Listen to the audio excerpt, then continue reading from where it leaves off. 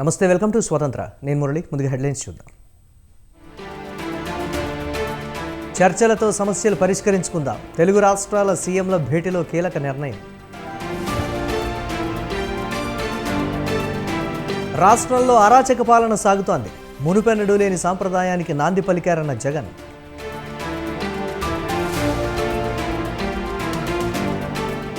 బీఆర్ఎస్కు మరో షాక్. కాంగ్రెస్లో చేరిన గద్వాల ఎమ్మెల్యే కృష్ణమోహన్ రెడ్డి.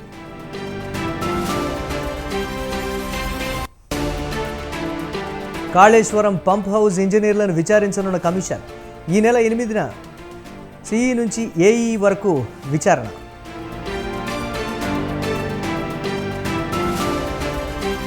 బల్దియా కౌన్సిల్ సమావేశంలో రసాభాస. జీహెచ్ఎంసీ మేయర్ రాజీనామాకు బీఆర్ఎస్ డిమాండ్.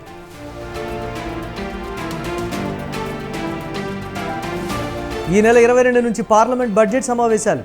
7వసారి బడ్జెట్ ప్రవేశపెట్టనున్న నిర్మల.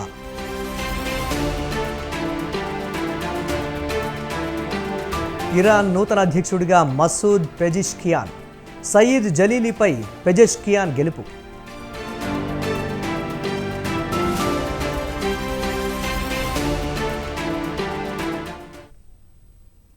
రెండు తెలుగు రాష్ట్రాల మధ్య అపరిష్కృతంగా సమస్యల పరిష్కారానికి తొలి అడుగు పడింది. AP CM Chandrababu Naidu, Telangana CM Revanth Reddy విభజన సమస్యలపై ప్రజాభవన్లో భేటీ అయ్యారు. సమావేశంలో డిప్యూటీ సీఎం మల్లుభట్టి విక్రమార్క, మంత్రులు దుద్దిళ్ల శ్రీధర్బాబు, పొన్నం ప్రభాకర్, ఏపీ మంత్రులు అనగాని సత్యప్రసాద్, బీసీ జనార్దన్ రెడ్డి, కందుల దుర్గేష్ పాల్గొన్నారు. విభజన అంశాలపై సమావేశం లోతుగా చర్చించింది. రాష్ట్ర విభజన సందర్భంగా ఏపీలో విలీనమైన 5 గ్రామాలను ఇవ్వాలని తెలంగాణ ప్రభుత్వం డిమాండ్ చేసింది. విద్యుత్ బకాయిలపైన సమావేశం చర్చించింది.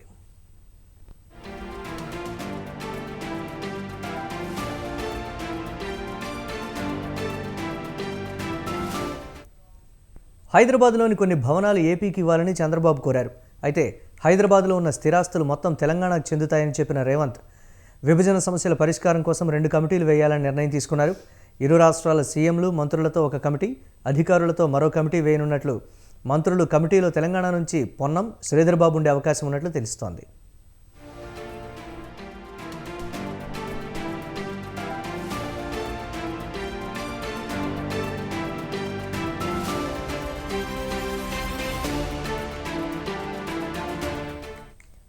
భేటీ సందర్భంగా చంద్రబాబుకు రేవంత్ రెడ్డి తెలంగాణ రచయిత కాళోజీ నారాయణరావు రాసిన నా గొడవ పుస్తకాన్ని బహుకరించారు.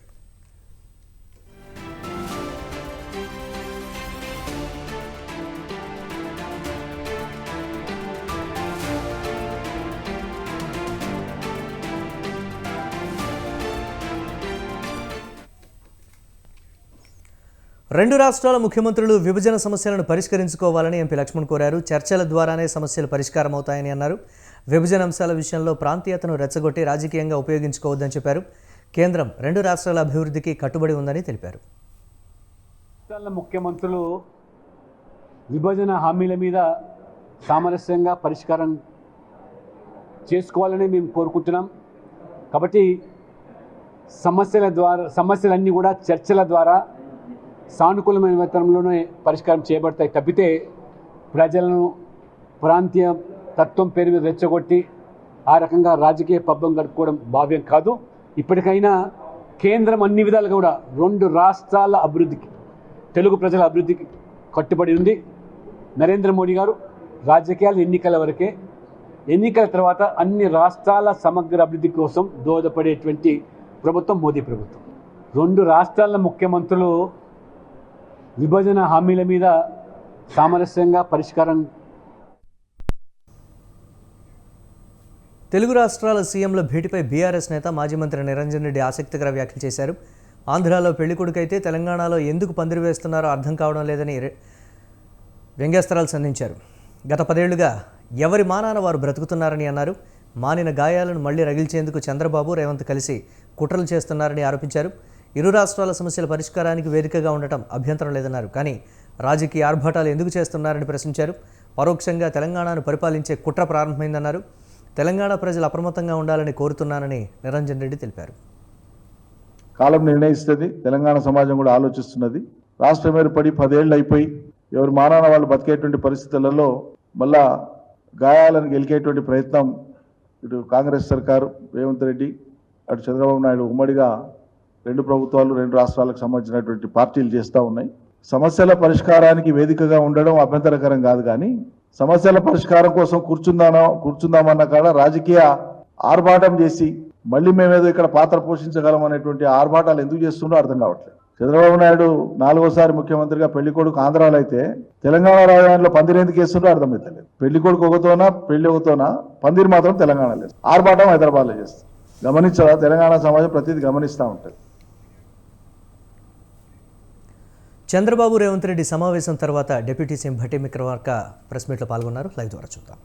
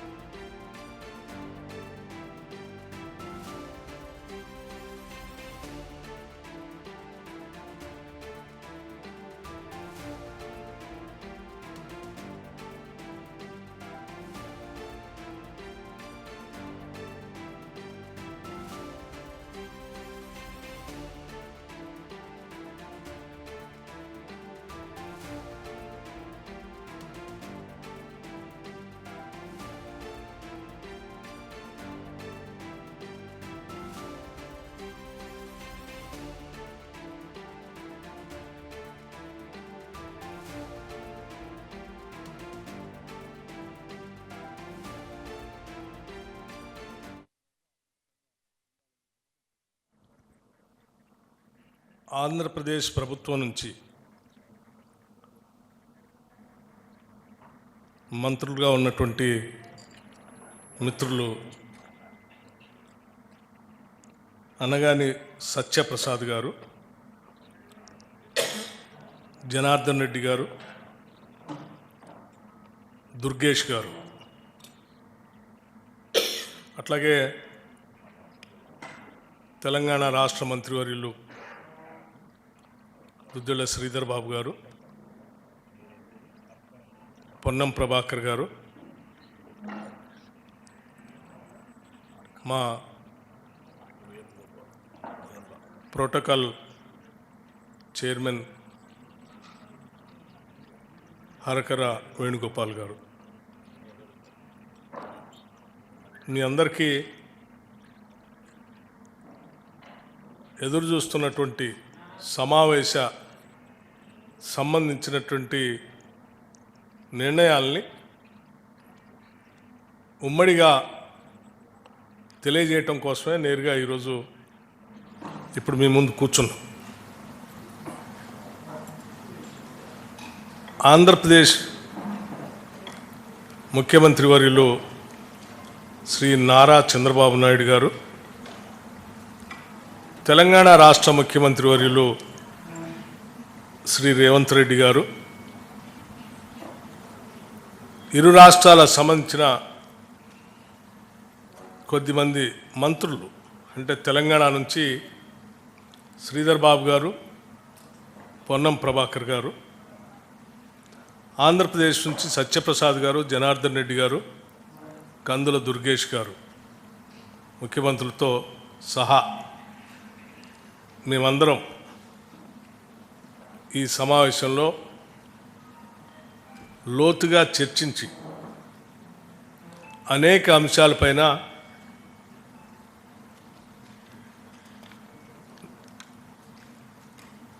చర్చలు జరిగాయని చెప్పడానికి సంతోషిస్తూ ఉన్నాను. ఆంధ్రప్రదేశ్ రాష్ట్ర విభజన సంబంధించి విభజన ద్వారా తెలంగాణ రాష్ట్ర ప్రయోజనాలు లేకపోతే ఇరు రాష్ట్రాలకు సంబంధించిన అంశాలు గత 10 సంవత్సరాలుగా పరిష్కారానికి నోచుకోనేటటువంటి కొన్ని అంశాలు, వీటన్నిటిపైన త్వరితగతిన చర్చించుకొని ముందు పోవాలనేటువంటి ఆలోచనతో ఈ సమావేశాన్ని ఈరోజు ఇక్కడ ఏర్పాటు చేయడం జరిగింది. అయితే గత 10 సంవత్సరాలుగా విభజన చట్టంలో పొందుపరిచినటువంటి అంశాలు ఇతరత్ర పరిష్కారానికి నోచుకునేటువంటి అతి ముఖ్యమైన అంశాలు కూడా వాటన్నిటికీ ఈ సమావేశంలోనే సమాధానాలు కానీ పరిష్కారాలు కానీ దొరుకుతాయని ఈ సమావేశం అనుకోలేదు. కాకపోతే వీటికి పరిష్కార మార్గాలు చూపించడానికి ఏదో ఒక విధానపరమైన నిర్ణయాన్ని వ్యవస్థను ఏర్పాటు చేసుకో అవసరం ఉంది. కాబట్టి ముందుగా 2 రాష్ట్రాల ముఖ్యమంత్రులతో సహా ప్రతినిధి బృందాలు అందరూ కూలంకషంగా చర్చించిన తర్వాత ఒక నిర్ణయాన్ని రావటం జరిగింది. ఆ నిర్ణయం ఏంటంటే వీటి పరిష్కార మార్గాలు చూడటానికి ముందుగా ఉన్నత స్థాయి అధికారులతో కూడినటువంటి ఒక కమిటీని 2 రాష్ట్రాలకు సంబంధించినటువంటి ఉన్నత స్థాయి అధికారులతో, అంటే చీఫ్ సెక్రటరీ స్థాయి అధికారితో సహా వారితో ఇంకొక 3 మెంబర్, ఈచ్ స్టేట్కి 3 మెంబర్స్ కలిపి ఒక కమిటీని వేసి కొద్ది రోజుల్లో, అంటే అనగా ఒక 2 వారాల లోపల సమావేశమై సాధ్యమైనంత వరకు వాళ్ళ స్థాయిలో పరిష్కారానికి వచ్చేటువంటి అంశాలని చర్చించి పరిష్కార మార్గాన్ని ఎత్తడం కోసం ఒక కమిటీ వేయాలని నిర్ణయించడం జరిగింది. ఈ ఉన్నత స్థాయి అధికారుల కమిటీ ద్వారా కూడా పరిష్కారం కానటువంటి అంశాలు ఏమైనా ఉంటే 2 రాష్ట్రాలకు సంబంధించిన మంత్రులతో కూడినటువంటి ఒక కమిటీని వేయాలని, ఆ కమిటీలో పరిష్కార మార్గం కోసం వాళ్ళు సమావేశాలు పెట్టుకొని కొన్ని మార్గాలు చూడాలని, రాష్ట్ర స్థాయి మంత్రుల కమిటీలో పరిష్కారం అయ్యేటువంటి అంశాలని 2 రాష్ట్రాలకు సంబంధించినటువంటి ముఖ్యమంత్రి స్థాయిలో అంగీకరించడం, ఒకవేళ అక్కడ కూడా పరిష్కారం కానటువంటి మార్గాలు ఏమైనా ఉంటే, ఆ అంశాలు ఉంటే మళ్ళీ రాష్ట్ర స్థాయిలో ముఖ్యమంత్రుల స్థాయిలో సమావేశాన్ని ఏర్పాటు చేసుకొని పరిష్కార మార్గం కనుగొనడం కోసం ప్రయత్నం చేయాలని. అంటే ఒకటి ఉన్నత స్థాయి అధికారుల కమిటీ, ఆ తర్వాత మంత్రిమండలి సంబంధించినటువంటి కమిటీ, ఆ తర్వాత ముఖ్యమంత్రి స్థాయిలో నిర్ణయాలకు సంబంధించి సమావేశాలు ఏర్పాటు చేసుకోవాలని ప్రాథమికంగా ఈనాటి సమావేశంలో తీసుకున్నటువంటి నిర్ణయం. అలాగే ఇంకొక అతి ముఖ్యమైనటువంటి నిర్ణయం కూడా తీసుకోవడం జరిగింది. తెలంగాణ రాష్ట్ర ప్రభుత్వం ప్రతిష్టాత్మకంగా తీసుకున్నటువంటి యాంటీ నార్కోటిక్స్, అంటే డ్రగ్ ఫ్రీ రాష్ట్రంగా ఈ రాష్ట్రాన్ని తీర్చిదిద్దటం కోసం ఒక ప్రత్యేకమైనటువంటి డ్రైవ్ని తీసుకుంది. అడిషనల్ డీజీ స్థాయి అధికారిని నియమించి ఒక పెద్ద వ్యవస్థను ఏర్పాటు చేసి డ్రగ్స్ వ్యతిరేకంగా కఠినమైన నిర్ణయాలు తీసుకునేటట్టుగా ఒక కార్యాచరణ ప్రణాళిక తీసుకొని ముందుకు పోతా ఉన్నాం. దాంతోపాటు సైబర్ క్రైమ్స్ సంబంధించి కూడా సామాన్య ప్రజలు చాలా ఇబ్బంది పడుతూ ఉన్నారు. ఈ సైబర్ క్రైమ్స్ నుంచి కూడా, ఈ డ్రగ్స్ నుంచి కూడా రాష్ట్రాన్ని కాపాడాలనే ఉద్దేశంతో ముందుకు తీసుకొని పోతున్నటువంటి ఈ ప్రక్రియలో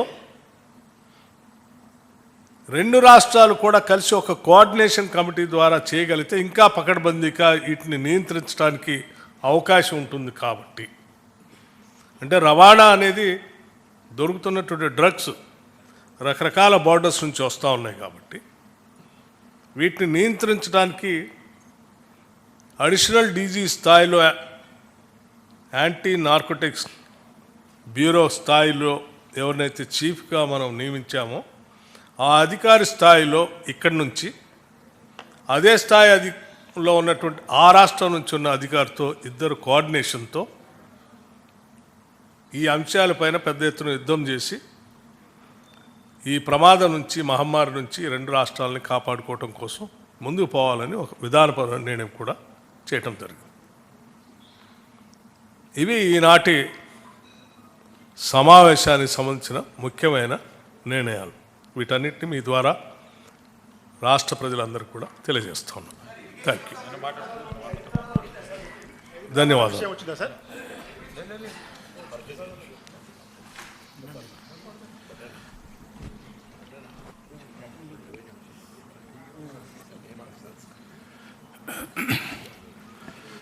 అందరికీ నమస్కారం. పెద్దలు పట్టి విక్రమార్క గారికి, పెద్దలు శ్రీధర్ బాబు గారికి, పెద్దలు పొన్నం ప్రభాకర్ గారికి, సహచార మంత్రివర్యులు పెద్దలు జనార్దన్ రెడ్డి గారికి, పెద్దలు దుర్గేష్ గారికి, అలాగే వేణుగోపాల్ గారికి అందరికి కూడా నమస్కారాలు. వచ్చేసినటువంటి పత్రికా సోదరులకు కూడా. ఈరోజు తెలుగు జాతి అంతా కూడా హర్షించే ఒక మంచి రోజు. ఎందుకంటే ఒక ప్రోగ్రెసివ్ వేలో తెలంగాణ అభివృద్ధి వైపు తీసుకెళ్లాలని లక్ష్యంతో పనిచేస్తున్నటువంటి గౌరవ ముఖ్యమంత్రి గారు రేవంత్ రెడ్డి గారు, అలాగే వారి యొక్క సహచర మంత్రివర్యులందరూ కూడా క్యాబినెట్లో ఎప్పుడైతే మా ముఖ్యమంత్రి గారు చంద్రబాబు నాయుడు గారు ముఖ్యమంత్రి అయిన తర్వాత తప్పకుండా ఏదైతే రీఆర్గనైజేషన్ యాక్ట్లో విషయాలు పెండింగ్లో ఉన్నాయి, రెండు రాష్ట్రాలందరినీ కూడా తెలుగువారు ఎక్కడున్నా కూడా సుభిక్షంగా ఉండాలనే లక్ష్యంతో చంద్రబాబు నాయుడు గారు పనిచేస్తారు. కాబట్టి ఒక ప్రోయాక్టివ్ వేగా లెటర్ పంపించటం, దాన్ని ఇక్కడ గౌరవ ముఖ్యమంత్రి గారు క్యాబినెట్లో చర్చించి సానుకూలంగా స్పందించి ఈరోజు ఈ సమావేశం ఏర్పాటు చేయటం. సమావేశంలో అన్నీ కూడా కులంకుశంగా చర్చించి అందరు అడ్వైజులు తీసుకొని ఎవరైతే మంత్రివర్యులు ఉన్నారో అలాగే అధికారులు ఎవరైతే ఉన్నారో అందరి కూడా సలహాలు సూచనలు తీసుకుని డిస్కస్ చేసి ఇవన్నీ కూడా, ఎందుకంటే మీ అందరికీ తెలుసు తెలంగాణ ఒక ఉద్యమంతో ఒక నిధులు విధులు కేటాయింపులతో ఏర్పాటైంది, అంటే దాని మీద ఉద్యమం చేసి ఏర్పాటైంది. అలాగే ఆంధ్రప్రదేశ్ అభివృద్ధి వారి యొక్క సెంటిమెంట్లు కూడా చాలా పరిణామం తీసుకుని ఎవ్వరు యొక్క మనోభావాలు దెబ్బతినకూడదు, అందరి యొక్క భావోద్వేగాలన్నీ కూడా పరిణామం తీసుకుని మనం ఇవన్నీ కూడా ఫుల్ఫిల్ చేసుకోవాలని చెప్పేసి ఒక లక్ష్యంతో ఏదైతే రీఆర్గనైజేషన్ యాక్ట్లో ఉన్న ప్రతి ఒక్క అంశం కూడా పూర్తిగా చర్చలతోనే అది సానుకూలంగా సత్వరంగా పరిష్కరించాలనే లక్ష్యంతోనే ఈ యొక్క ఆఫీసర్స్ కమిటీ ఏర్పాటు చేయడం కానీ, దాని తర్వాత మినిస్టర్స్ కమిటీ ఏర్పాటు చేయడం కానీ, తర్వాత ముఖ్యమంత్రులు కూడా అన్ని విషయాలు కూడా నాట్ ఓన్లీ రీఆర్గనైజేషన్ యాక్ట్, అది కాకుండా కూడా రాబోయే రోజుల్లో కూడా మంచి వాతావరణం క్రియేట్ చేసే విధంగా ముఖ్యమంత్రులు కూడా ఫ్రీక్వెంట్గా కలుద్దామని చెప్పి ఒక ఆలోచన ముందు రావటం నిజంగా చాలా ఆనందదాయకం. అలాగే మరి ముఖ్యంగా ఎలా అయితే గౌరవనీయులు బట్టి విక్రమార్క చెప్పారో, తెలంగాణ రాష్ట్రం ఏర్పడిన తర్వాత డ్రగ్స్ ఫ్రీ స్టేట్గా చేయాలని చెప్పేసి తపనతో పనిచేస్తూ ఉన్నారు. దాని మీద కూడా సుదీర్ఘంగా చర్చించి ఏదైతే అక్కడ ప్రభుత్వం ఏర్పడిన తర్వాత ఒక సబ్ కమిటీ మేము వేసుకోవడం జరిగింది 6 మంత్రులతో. ఎందుకంటే అక్కడ మా దగ్గర కూడా స్కూల్ బ్యాగుల్లో, అంటే 8th క్లాస్ చదువుకునే స్కూల్ బ్యాగుల్లో కూడా మనకి గంజాయి దొరికే పరిస్థితి మాకు అక్కడ రాష్ట్రంలో ఉంది. కాబట్టి ఎడ్యుకేషన్ మినిస్టర్ కానీ, గౌరవ హోమ్ మినిస్టర్ కానీ, అలాగే ట్రైబల్ వెల్ఫేర్ మినిస్టర్ కానీ, ట్రాన్స్పోర్ట్ మినిస్టర్ అందరూ కూడా వేసుకుని మేము సబ్ కమిటీ ఏర్పాటు చేయడం, వారి మీటింగ్ కూడా జరగడం జరిగింది. సో అక్కడ ఉన్నటువంటి ఈ యొక్క డ్రగ్ కల్చర్ని ఇక్కడ ఉన్నటువంటి డ్రగ్ కల్చర్కి లింక్ ఉంది. ఎందుకంటే అక్కడ ఉత్పత్తి అయ్యి ఇక్కడికి ఎక్కువగా వస్తుందని చెప్పేసి ఇక్కడ ముఖ్యమంత్రి గారు చాలా కన్సర్న్గా ఉన్నారు. కాబట్టి ఒక జాయింట్గా ఒక 2 అధికారులను అడిషనల్ డీజీపీ స్థాయి అధికారులను వేయటం, డ్రగ్స్ని పూర్తిగా అరికట్టి తెలుగు జాతిని కాపాడాలనే లక్ష్యంతో అది కూడా చేయటం జరిగింది. ఇవన్నీ కూడా రాబోయే రోజులు అంటే ఒక టైం లైన్ పెట్టుకున్నాం. 2 వారాల్లో తప్పకుండా ఇరు ముఖ్యమంత్రులు కూడా హర్షించే విధంగా ఏదైతే ఈరోజు సూచనలు ఇచ్చారో మంత్రివర్యులందరూ కూడా ఇవన్నీ కూడా తీసుకుని వెళ్ళి ఆఫీసర్స్ అందరూ కూడా కూర్చుని సిఎస్ గారు కాకుండా ముగ్గురు అధికారులు ఉండి ఒక మంచి స్టెప్ అంటే వే ఫార్వర్డ్ వెళ్ళే విధి విధానాలతో పాటు ఒక మంచి ఇది కూడా తీసుకొస్తారు. తప్పకుండా తెలుగు రాష్ట్రంలో ఉన్న ప్రతి ఒక్కరు కూడా హర్షించే విధంగా ఈ యొక్క రీఆర్గనైజేషన్ యాక్ట్లో ఉన్నటువంటి అన్ని అంశాలు కూడా ఇంప్లిమెంట్ చేయడానికి పూర్తిగా ఈ కమిటీస్ కూడా చేస్తాయి. అలాగే వచ్చినటువంటి అన్ని అంశాలు కూడా మళ్ళా మేము చర్చించిన తర్వాత తమరితో మేము అందరం కూడా మాట్లాడతాం. Thank you.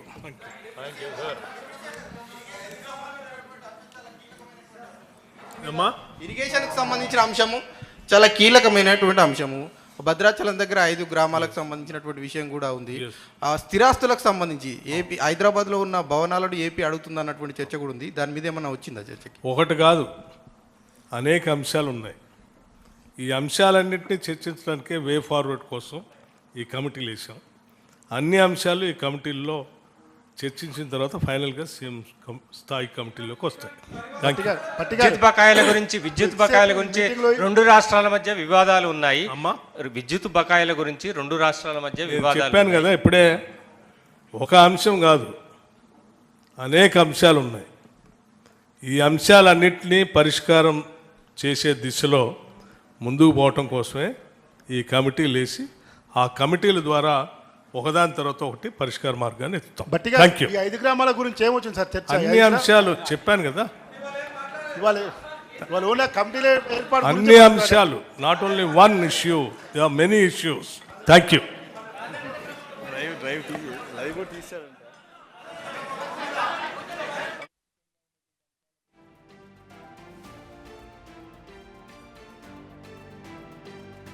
రెండు తెలుగు రాష్ట్రాల మధ్య అపరిష్కృతంగా సమస్యల పరిష్కారానికి తొలి అడుగు పడింది. AP CM Chandrababu Naidu Telangana CM Revanth Reddy విభజన సమస్యలపై ప్రజాభవన్లో భేటీ అయ్యారు. సమావేశంలో డిప్యూటీ సీఎం మల్లుభట్టి విక్రమార్క, మంత్రులు దుద్దిళ్ల శ్రీధర్బాబు, పొన్నం ప్రభాకర్, ఏపీ మంత్రులు అనగాని సత్యప్రసాద్, బీసీ జనార్దన్ రెడ్డి, కందుల దుర్గేష్ పాల్గొన్నారు.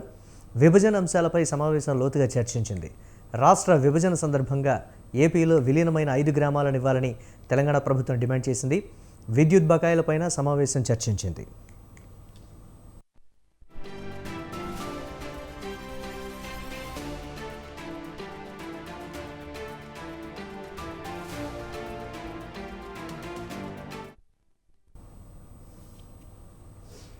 హైదరాబాద్లోని కొన్ని భవనాలు ఏపీకి ఇవ్వాలని చంద్రబాబు కోరారు. అయితే హైదరాబాద్లో ఉన్న స్థిరాస్తులు మొత్తం తెలంగాణకు చెందుతాయని చెప్పిన రేవంత్ విభజన సమస్యల పరిష్కారం కోసం 2 కమిటీలు వేయాలని నిర్ణయం తీసుకున్నారు.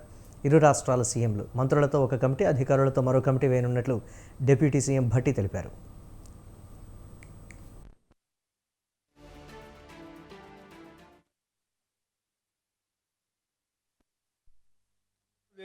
రాష్ట్ర విభజన సంబంధించి ఇరు రాష్ట్రాలకు సంబంధించిన అంశాలు గత 10 సంవత్సరాలుగా పరిష్కారానికి నోచుకోనినటువంటి కొన్ని అంశాలు, వీటన్నిటిపైన త్వరితగతిన చర్చించుకొని ముందు పోవాలనేటువంటి ఆలోచనతో సమావేశాన్ని ఈరోజు ఇక్కడ ఏర్పాటు చేయడం జరిగింది. ముందుగా 2 రాష్ట్రాల ముఖ్యమంత్రులతో సహా ప్రతినిధి బృందాలు అందరూ కూలంకషంగా చర్చించిన తర్వాత ఒక నిర్ణయం రావటం జరిగింది. ఆ నిర్ణయం ఏంటంటే, వీటి పరిష్కార మార్గాలు చూడటానికి ముందుగా ఉన్నత స్థాయి అధికారులతో కూడినటువంటి ఒక కమిటీని 2 రాష్ట్రాలకు సంబంధించినటువంటి ఉన్నత స్థాయి అధికారులతో, అంటే చీఫ్ సెక్రటరీ స్థాయి అధికారితో సహా వారితో ఇంకొక 3 మెంబర్, ఈచ్ స్టేట్కి 3 మెంబర్స్ కలిపి ఒక కమిటీని వేసి కొద్ది రోజుల్లో, అంటే అనగా ఒక 2 వారాల లోపల సమావేశమై సాధ్యమైనంత వరకు వాళ్ళ స్థాయిలో పరిష్కారానికి వచ్చేటువంటి అంశాలని చర్చించి పరిష్కార మార్గాన్ని ఎత్తడం కోసం ఒక కమిటీ వేయాలని నిర్ణయించడం జరిగింది. ఈ ఉన్నత స్థాయి అధికారుల కమిటీ ద్వారా కూడా పరిష్కారం కానటువంటి అంశాలు ఏమైనా ఉంటే 2 రాష్ట్రాలకు సంబంధించిన మంత్రులతో కూడినటువంటి ఒక కమిటీని వేయాలని, ఆ కమిటీలో పరిష్కార మార్గం కోసం వాళ్ళు సమావేశాలు పెట్టుకొని కొన్ని మార్గాలు చూడాలి. ఆంధ్రప్రదేశ్ రాష్ట్ర విభజనకు సంబంధించి ఇరు రాష్ట్రాలకు సంబంధించిన అంశాలు గత 10 సంవత్సరాలుగా పరిష్కారానికి నోచుకోలేనటువంటి కొన్ని అంశాలు, వీటన్నిటిపైన త్వరితగతిన చర్చించుకొని ముందు పోవాలనేటువంటి ఆలోచనతో సమావేశాన్ని ఈరోజు ఇక్కడ ఏర్పాటు చేయడం జరిగింది. ముందుగా 2 రాష్ట్రాల ముఖ్యమంత్రులతో సహా ప్రతినిధి బృందాలు అందరూ కూలంకషంగా చర్చించిన తర్వాత ఒక నిర్ణయం రావటం జరిగింది. ఆ నిర్ణయం ఏంటంటే, వీటి పరిష్కార మార్గాలు చూడటానికి ముందుగా ఉన్నత స్థాయి అధికారులతో కూడినటువంటి ఒక కమిటీని 2 రాష్ట్రాలకు సంబంధించినటువంటి ఉన్నత స్థాయి అధికారులతో, అంటే చీఫ్ సెక్రటరీ స్థాయి అధికారితో సహా వారితో ఇంకొక 3 మెంబర్, ఈచ్ స్టేట్కి 3 మెంబర్స్ కలిపి ఒక కమిటీని వేసి కొద్ది రోజుల్లో, అంటే అనగా ఒక 2 వారాల లోపల సమావేశమై సాధ్యమైనంత వరకు వాళ్ళ స్థాయిలో పరిష్కారానికి వచ్చేటువంటి అంశాలని చర్చించి పరిష్కార మార్గాన్ని ఎత్తడం కోసం ఒక కమిటీ వేయాలని నిర్ణయించడం జరిగింది. ఈ ఉన్నత స్థాయి అధికారుల కమిటీ ద్వారా కూడా పరిష్కారం కానటువంటి అంశాలు ఏమైనా ఉంటే 2 రాష్ట్రాలకు సంబంధించిన మంత్రులతో కూడినటువంటి ఒక కమిటీని వేయాలని, ఆ కమిటీలో పరిష్కార మార్గం కోసం వాళ్ళు సమావేశాలు పెట్టుకొని కొన్ని మార్గాలు చూడాలని. ఆంధ్రప్రదేశ్ రాష్ట్ర విభజనకు సంబంధించి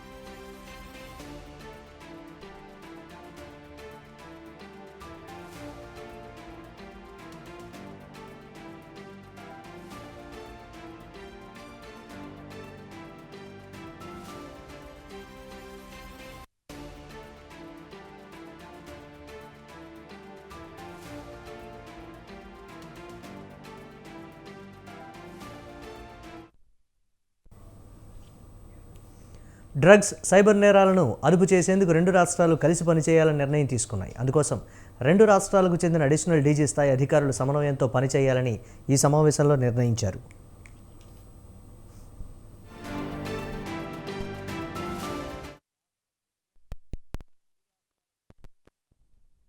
గత 10 సంవత్సరాలుగా పరిష్కారానికి నోచుకోలేనటువంటి కొన్ని అంశాలు, వీటన్నిటిపైన త్వరితగతిన చర్చించుకొని ముందు పోవాలనేటువంటి ఆలోచనతో సమావేశాన్ని ఈరోజు ఇక్కడ ఏర్పాటు చేయడం జరిగింది. ముందుగా 2 రాష్ట్రాల ముఖ్యమంత్రులతో సహా ప్రతినిధి బృందాలు అందరూ కూలంకషంగా చర్చించిన తర్వాత ఒక నిర్ణయం రావటం జరిగింది. ఆ నిర్ణయం ఏంటంటే, వీటి పరిష్కార మార్గాలు చూడటానికి ముందుగా ఉన్నత స్థాయి అధికారులతో కూడినటువంటి ఒక కమిటీని 2 రాష్ట్రాలకు సంబంధించినటువంటి ఉన్నత స్థాయి అధికారులతో, అంటే చీఫ్ సెక్రటరీ స్థాయి అధికారితో సహా వారితో ఇంకొక 3 మెంబర్, ఈచ్ స్టేట్కి 3 మెంబర్స్ కలిపి ఒక కమిటీని వేసి కొద్ది రోజుల్లో, అంటే అనగా ఒక 2 వారాల లోపల సమావేశమై సాధ్యమైనంత వరకు వాళ్ళ స్థాయిలో పరిష్కారానికి వచ్చేటువంటి అంశాలని చర్చించి పరిష్కార మార్గాన్ని ఎత్తడం కోసం ఒక కమిటీ వేయాలని నిర్ణయించడం జరిగింది. తెలంగాణ రాష్ట్ర ప్రభుత్వం ప్రతిష్టాత్మకంగా తీసుకున్నటువంటి యాంటీ నార్కోటిక్స్, అంటే డ్రగ్ ఫ్రీ రాష్ట్రంగా ఈ రాష్ట్రాన్ని తీర్చిదిద్దటం కోసం ఒక ప్రత్యేకమైనటువంటి డ్రైవ్ని తీసుకుంది. అడిషనల్ డీజీ స్థాయి అధికారులు నియమించి ఒక పెద్ద వ్యవస్థను ఏర్పాటు చేసి డ్రగ్స్ వ్యతిరేకంగా కఠినమైన నిర్ణయాలు తీసుకునేటట్టుగా ఒక కార్యాచరణ ప్రణాళిక తీసుకొని ముందుకు పోతా ఉన్నాం. దాంతోపాటు సైబర్ క్రైమ్స్ సంబంధించి కూడా సామాన్య ప్రజలు చాలా ఇబ్బంది పడుతూ ఉన్నారు. ఈ సైబర్ క్రైమ్స్ నుంచి కూడా, ఈ డ్రగ్స్ నుంచి కూడా రాష్ట్రాన్ని కాపాడాలనే ఉద్దేశంతో ముందుకు తీసుకొని పోతున్నటువంటి ఈ ప్రక్రియలో 2 రాష్ట్రాలు కూడా కలిసి ఒక కోఆర్డినేషన్ కమిటీ ద్వారా చేయగలిగితే ఇంకా పకడ్బందీగా వీటిని నియంత్రించడానికి అవకాశం ఉంటుంది. కాబట్టి వీటిని నియంత్రించడానికి అడిషనల్ డీజీ స్థాయిలో యాంటీ నార్కోటిక్స్ బ్యూరో స్థాయిలో ఎవరినైతే చీఫ్గా మనం నియమించామో ఆ అధికారి స్థాయిలో ఇక్కడి నుంచి అదే స్థాయిలో ఉన్నటువంటి ఆ రాష్ట్రం నుంచి ఉన్న అధికారితో ఇద్దరు కోఆర్డినేషన్తో ఈ అంశాలపైన పెద్ద ఎత్తున యుద్ధం చేసి ఈ ప్రమాదం నుంచి మహమ్మారి నుంచి రెండు రాష్ట్రాలని కాపాడుకోవటం కోసం ముందుకు పోవాలని ఒక విధానపరమైన నిర్ణయం కూడా చేయడం. తెలంగాణ రాష్ట్ర ప్రభుత్వం ఇవి ఇప్పటి వరకు అప్డేట్స్. కీప్ వాచింగ్ స్వతంత్ర.